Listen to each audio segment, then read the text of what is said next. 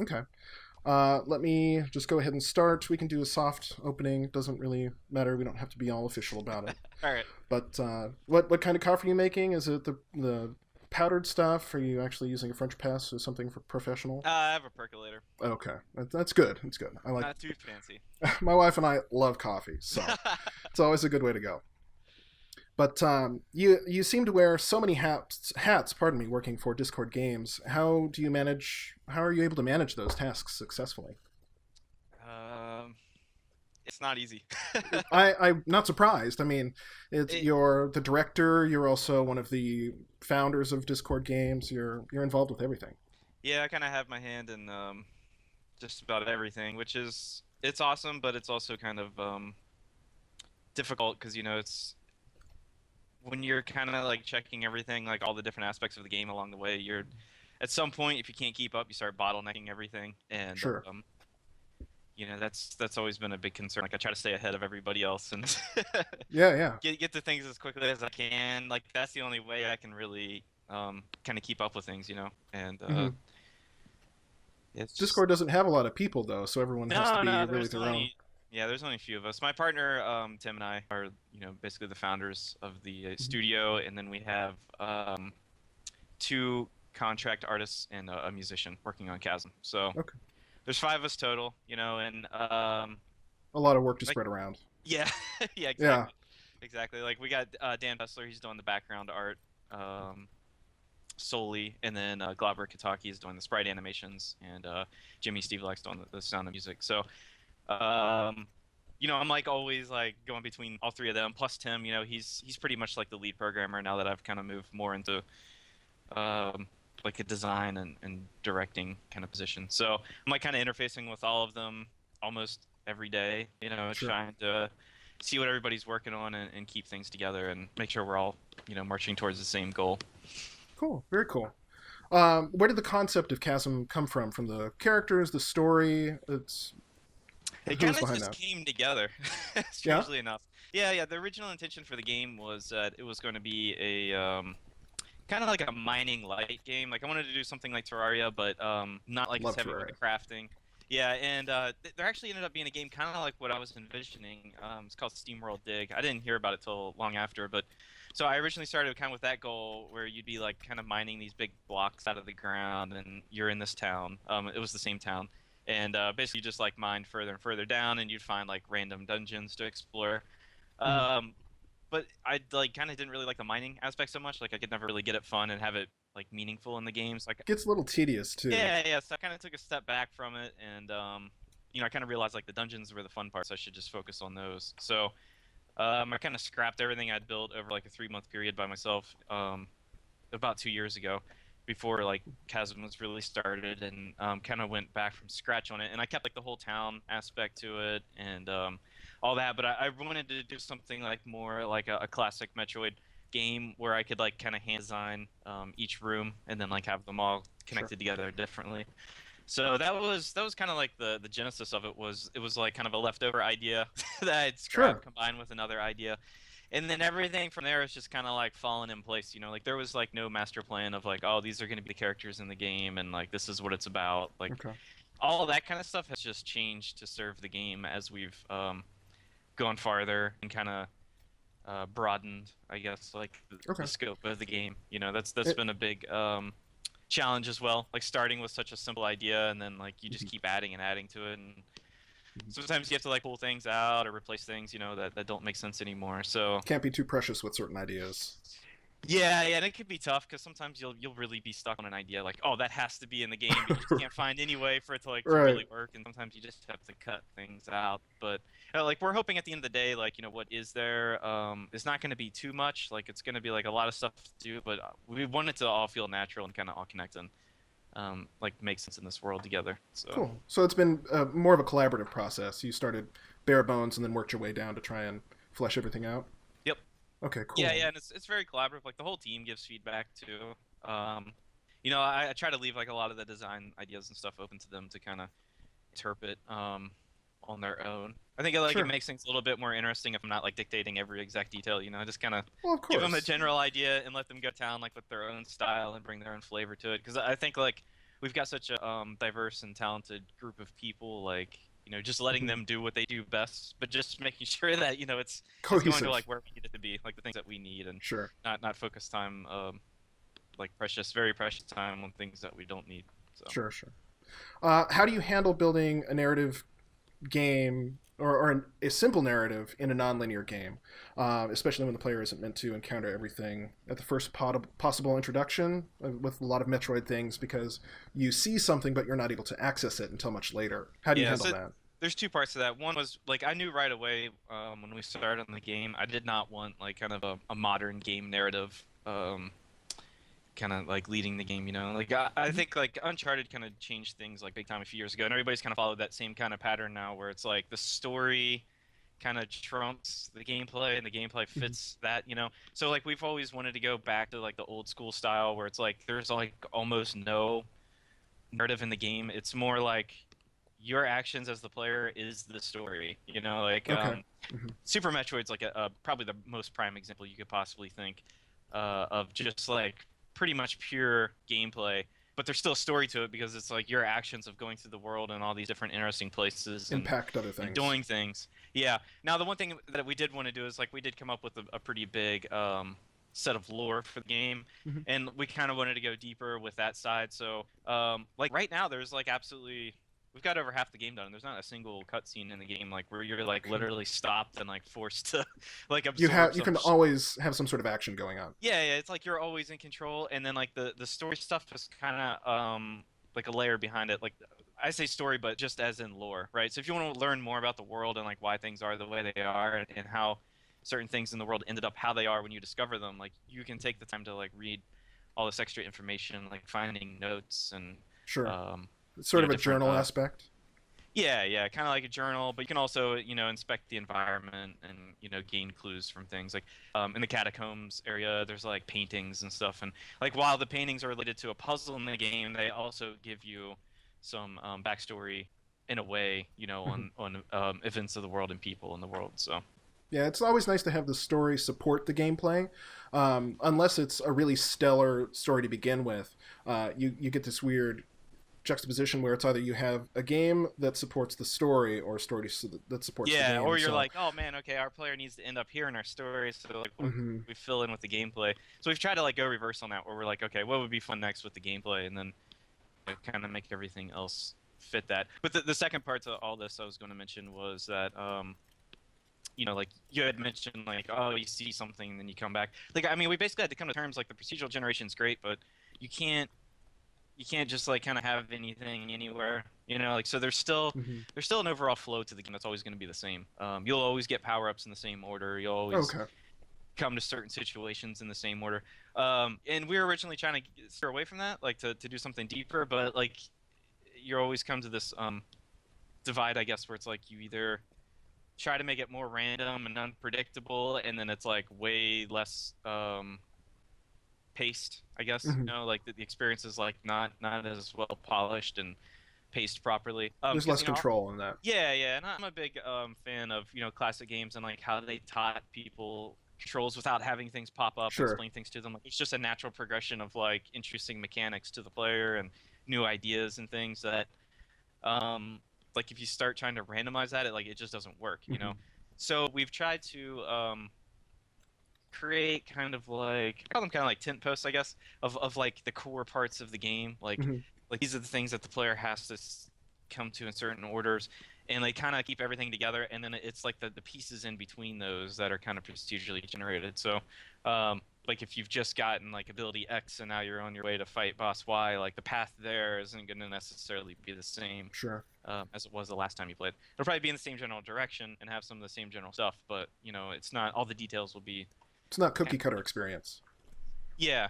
So it's been like really tough trying to like draw that line in the sand of like okay like how much do we put our hands in this to kind of direct the experience versus letting the procedural generation take over. And we found like it's just a lot higher quality like of something we want. Like my goal has always been for this game to feel like it should have been a classic game. Like I want Hmm. it to like kind of fit like man this game should have existed when I was a kid because it fits like right in with all that stuff, but it didn't, you It's know. the game you wanted to play when you were a kid, right? Yeah, so Yeah, it has to have like this like level of polish and just forethought to it that like is just it's outside the realm of just like something like Minecraft where it's like, all right, it just generates a world and you go have your own adventures and the sure. experience might not be deep, but it's got like the breadth.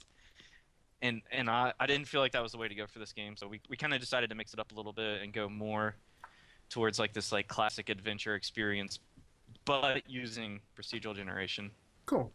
No, that I appreciate that too, and it also improves the replayability too Yeah. because you can anticipate certain aspects, but then you all of a sudden you discover something. Hey, I didn't notice this before. Or I didn't get this last game, or I simply died before I got to that. So it's Yeah, always nice to exactly. have And that. we're hoping like to bring other stuff that's not so obvious to it because obviously like a big thing with this is the replayability, like being able to Hmm. play the game again. It's a little bit different. So we're also trying to make sure like if you play the game again, maybe you'll find like some different information, different lore, different backstory stuff, as well as you're gonna experience things a little bit differently, and maybe Sure, even encounter different mini bosses or things like that, like small details. So sure. I think it doesn't have to be as huge as I originally thought. Like, oh man, like you could get the slide before the flip ability, and then like this and that. But you just find out like if you really want to tailor the world to like the abilities and stuff you get, you just don't really have that kind of freedom to it. That we You have to originally manage. anticipated. Yeah, you have to Yeah. manage the scope so that it's all Yeah. contained within a certain. No, So I fully understand. it's been a big exploration experience, because there's not a lot of games we could look at to really compare to. I mean, like Terraria is kind of like their own thing, and maybe like Hmm. Rogue Legacy is possibly like the closest to what we were trying to achieve. Hmm. So Yeah, and that brings up two questions. One is that I've noticed that a lot of games are borrowing from other genres. So you may have a roguelike game, but will also have RPG elements in it, or you'll have character building, or you'll have first-person shooter, whatever.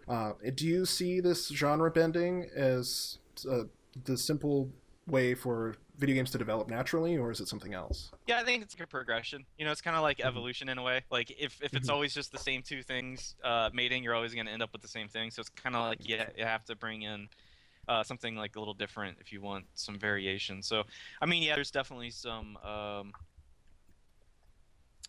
good reasons for it, and at the same time, like it also you can easily make bad combinations, It's very true. Yeah, or have a marketing team being like, oh, dinosaurs are the new thing. Like you gotta have chasing the fad. dinosaurs. Yeah, Yeah, yeah.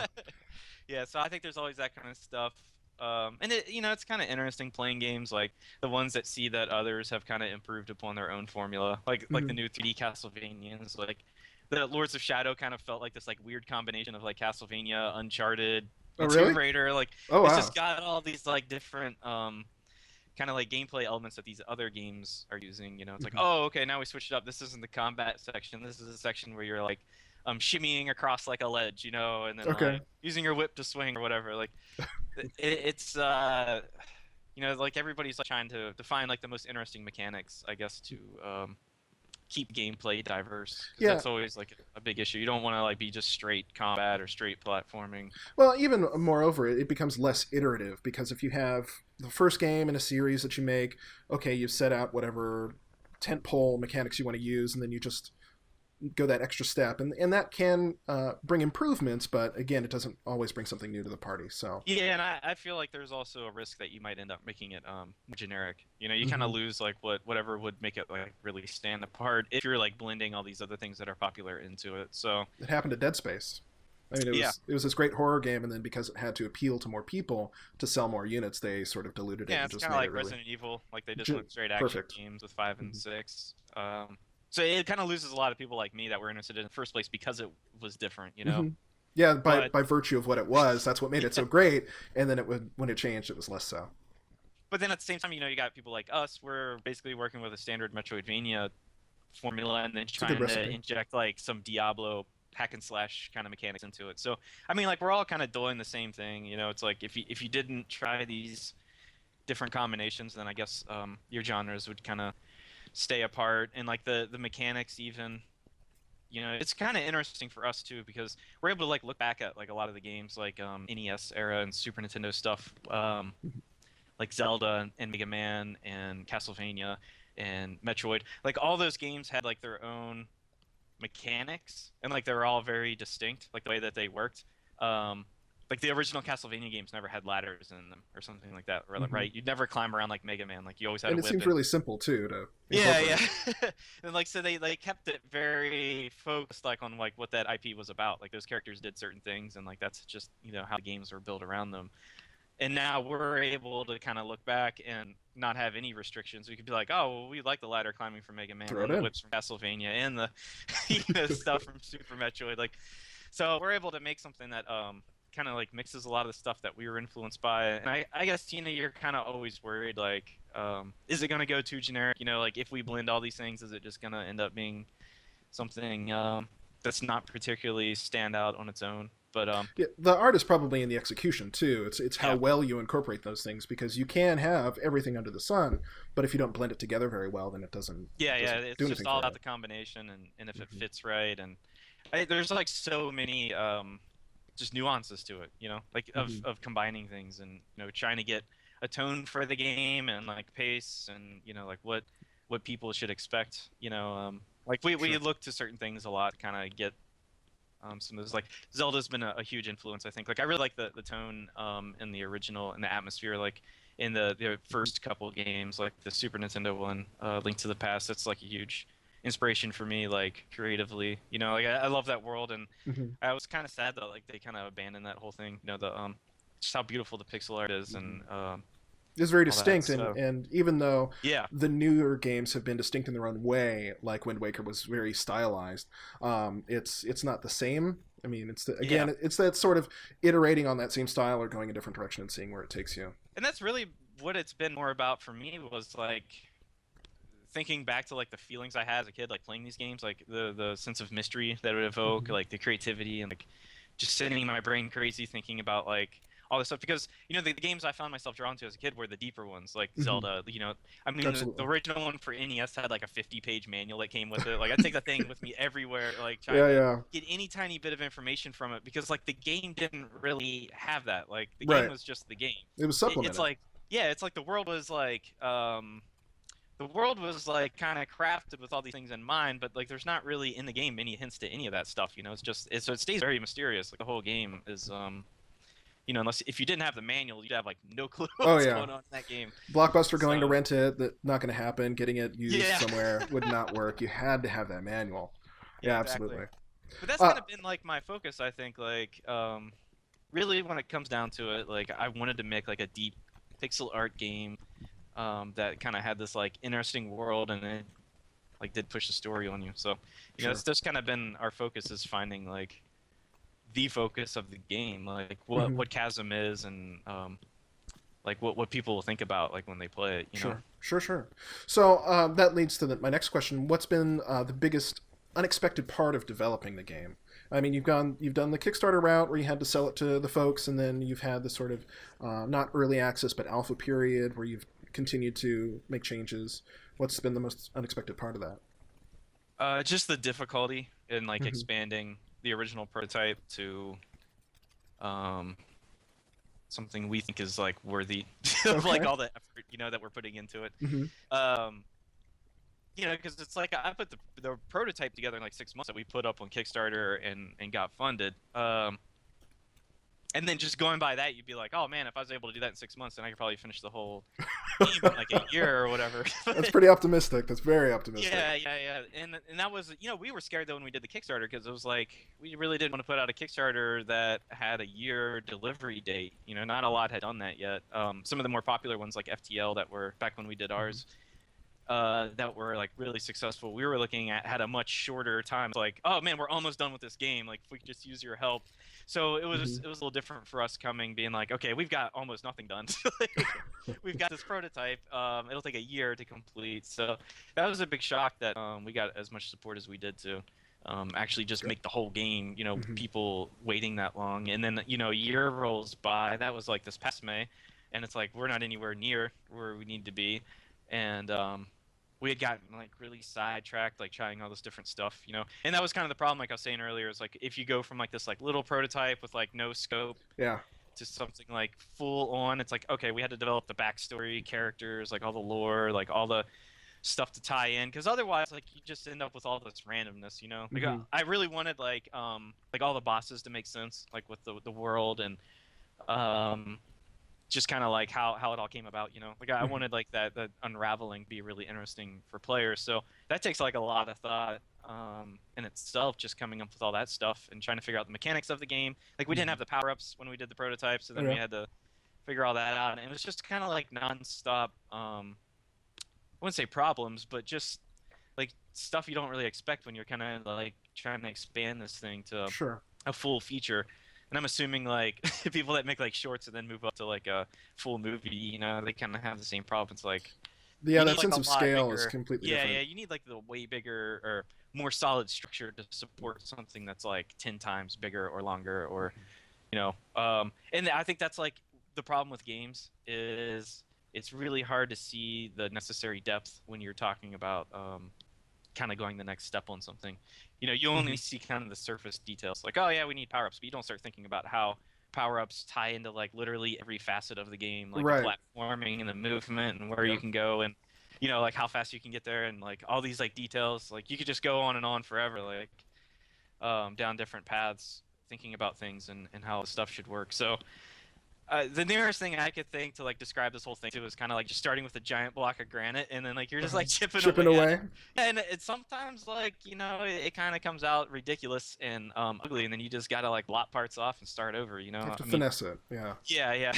And sometimes it can be just as painful as if it was a single block of granite in real life. You're like duct taping on something like an arm or Yeah. something like that so Try, it stays together. trying to massage those things back in there, and that's part of being really precious with an idea Yeah, because yeah. it may be a fantastic idea by virtue of on its own, but when you try to incorporate it into something else, whether or not it fits is something else. Yeah, So. well, and just like we were talking about earlier, like we tried to bring in some other modern influences from games to try to spice it up a bit. And one of those games that we were really interested in was Dark Souls, and we were Hmm. playing that a lot. So we started like changing a lot of the mechanics of the game to kind of mimic that. So like you know, instead of gold and experience points, you just have like this kind of Souls-like currency called essence, and then you can spend that on stat points or equipment and stuff like Okay. that, and it kind of gives you some choice.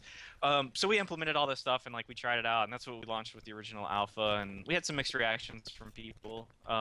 Of course, because you know it's always tough because it's like the Kickstarter was this one thing, and then it's like as the game grows, you know, we start like making all these decisions and changing things, and next thing you know, like the game feels a lot different. So, you know, we knew people might not initially like it, and it turns out like you know it's like kind of like a 50-50 thing. Like half the people loved it and thought it added a lot, and the other half thought it would have been a lot better the other way, you know. Hmm. And that was like a really tough thing to make a decision on and be like, okay, we can either like keep going down this path and like working with people and making this like system work for the game, or just scrap it Toss and it. go. Yeah, and that's what we ended up doing. Like we ended up scrapping it and just going back to the original system. And I think that's kind of the trap with game that you can fall in is you like you start changing things because you think it's going to make it more fun, and then like Hmm. it just takes weeks and months and so long to it's like a really long turnaround period to like have an Hmm. idea and think it's going to work till you actually have it in practice and get feedback on it. Yeah. Like that length of time is like really what the killer is when it comes to games, because it's like if you have 3 or 4 decisions like that and they all push it back like 2 months, you know, changing things, all It's of a a lot sudden of you're talking. time. Yeah, all of a sudden you're talking about a year you spent like Hmm. experimenting on like all these different things, and but sometimes they work, you know, and Hmm. it's something that like really works, and then you end up having to change other things in the game to fit with it. So it's kind of like just this jigsaw puzzle that like you know sometimes the pieces work, sometimes they don't. And I mean honestly, like a lot of times you don't even know what the puzzle is that you're solving. Like you're Sure, just putting sure. this There's no together. picture on the box. Yeah, trying to make it work. So that's like been like the real eye-opening experience with all this, you know, like making a game this deep. Because I mean we've made a couple other games, but they were like very much just more focused on the mechanics and not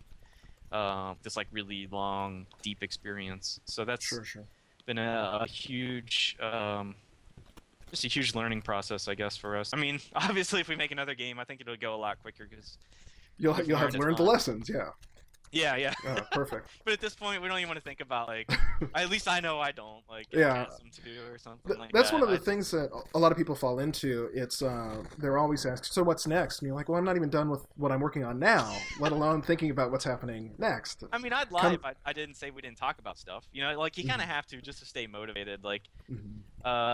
because I mean, like we talk about Chasm and think about it and eat it and sleep it and like dream it, and it's just like to the point where it's like you got to think about something else Yeah, just you to get get your creative fatigued. juices. Hmm. Yeah, and no, I've seen some other people doing stuff like that, like the team meet guys, like they're usually working on a couple of projects that sounded like, Hmm.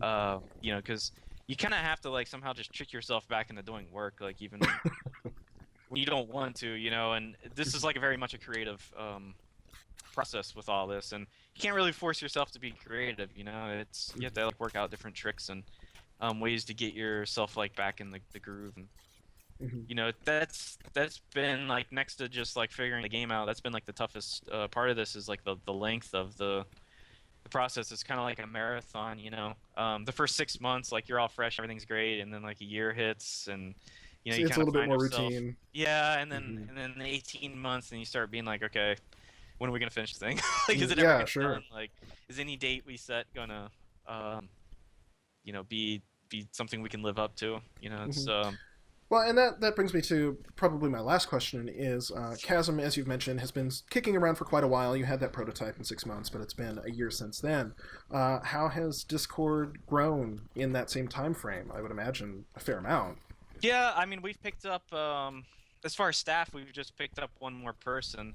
Um, well, okay, so I should say, like, you know, the company has changed a little bit since we've been going. I mean, Tim was the original. You know, he helped me with the first two games we made. Actually, we kind of worked together, I should say. And then we kind of like went our ways, and I started working on Chasm. And then after the Kickstarter, you know, he decided if it was successful, he'd come back and work on it full time. So that kind of put us back working together, which was amazing. And then Good. our original environment artist that helped with the prototype was going off to college. So then we pulled in Dan Fessler to take over on the environment art, and then we still had Glauber from the prototype and Jimmy, our sound guy that worked with us for the previous games. So that, you know, we had our we were we were always at 5 people somehow, like going back Uh-huh. and forth. And then we just added Dan Adelman to the team as a kind of business slash Marketing, right? marketing. Hmm. Yeah, so he's gonna hopefully be taking some of the pressure off of me to be thinking about all that stuff as well. So I'll be able to take off hopefully one hat, maybe Sure. two. So just so you can You put know, another two or three on. yeah, That's yeah, well, or at least just do the other ones better. You know what I mean? okay. Like That's it's true. to the point where I just need to be like focusing hardcore on finishing up, you know, all the designs and actually, you know, putting my full attention on the game. So, you know, the hope is with adding Dan to the team, he'll be able to take care of any business stuff for us that I'm not really good at negotiating anyway, because I'm more of like a game person than, Sure, sure. you know, a business shark. As well as helping us with marketing and getting in the press and coming up with marketing plans and, you know, all that Yeah. kind of stuff. That's just so much extra time. Like, it doesn't sound like it, but it really is. You know, you're talking like weeks to do some of this Well, stuff. So yeah, and in my previous conversations, it's always been if they're just a single developer working on their own sort of hobby game, they have to be their own marketing team, and oh yeah. they're their only developer, and they have to outsource oftentimes art or music and things like that. And Yep. it's like, well, I'm doing all this other stuff that isn't the game. How do I get back to just doing the game? And Yeah. even if the scope is really small, if it, like again, if it's just a hobby Oh project, it yeah, yeah. doesn't have to be. Even the smallest game Hmm. can just be super difficult to finish. You know, Yeah. it's a very deceptive art form, I think, where if the designer does their job right, everything seems simple about games, you know. But it's like the flip side of it is like the total insanity and jungle of ideas and thoughts and all that you have to go through to get it carved down to something that seems simple, you know, like, and seems Hmm. intuitive. Hmm. So, you know, that's just I guess the art of it. Yeah. No, but but absolutely. but you know, we're just happy that somebody like Dan Adelman exists that can take some of the pressure off of us. Because you know everybody said that has a successful game that like the marketing is just as important as having a good idea. So it's kind of scary that we could spend. And that's kind of what made us decide on it, was that it's scary that we could spend 2 years making a game that like actually turns out awesome, but we totally fail on the marketing side, like in the lead up to it, because we're so focused on the game, you know, instead of selling the game, which is its own full time job. So you know, it just seemed like the best the best like move for us Yeah, was. it also seems like that part of the difficulty, or at least half the difficulty, is finding your audience. Because if you have a wonderful band, or if you're making this great game or movie or whatever it is, that's great. But if you can't find the people that would appreciate it, then it's lost. Yeah, It's lost exactly. It's effort just all aside for from just nothing. doing it.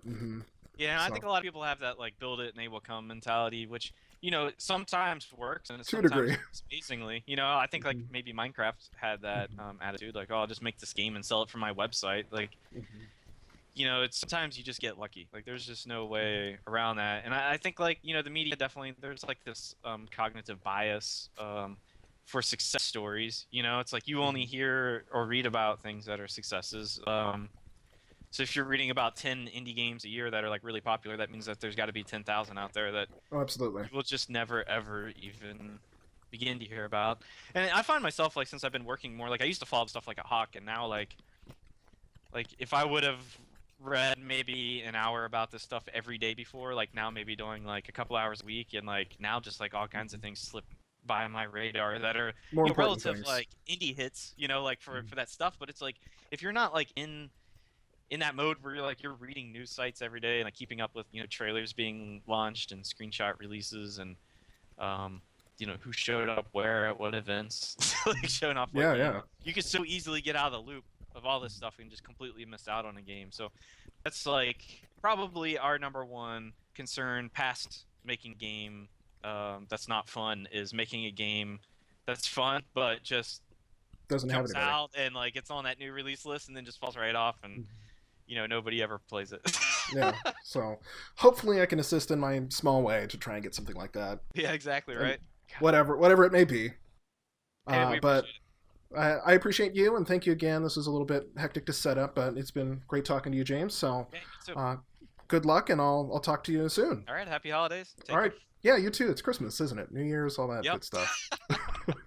Totally lost on me. All right. You have a good day, and I'll talk to you soon. All right, bye bye. Bye.